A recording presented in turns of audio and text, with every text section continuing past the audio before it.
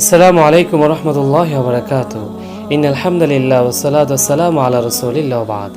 সম্মানিত দর্শক শ্রোতা ভাই বোন, আপনি কি জানেন আল্লাহর প্রিয় হাবিব মুহাম্মদ সাল্লাল্লাহু আলাইহি ওয়াসাল্লাম এমন দুইটা শব্দের কথা বলেছেন যে শব্দগুলো জিহ্বায় উচ্চারণ করা অনেক সহজ, কিন্তু হাশরের ময়দানে মিজানের পাল্লায় সেই শব্দগুলো অনেক ভারী হবে।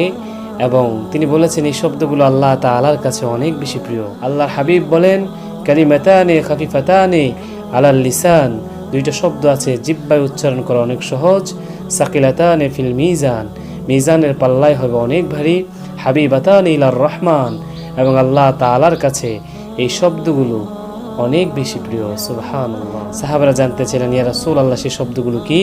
তিনি বললেন, সুবহানাল্লাহি ওয়া বিহামদিহি সুবহানাল্লাহিল আযীম, সুবহানাল্লাহি ওয়া বিহামদিহি সুবহানাল্লাহিল আযীম। এই দুইটা শব্দের আমল আমরা বেশি বেশি করার চেষ্টা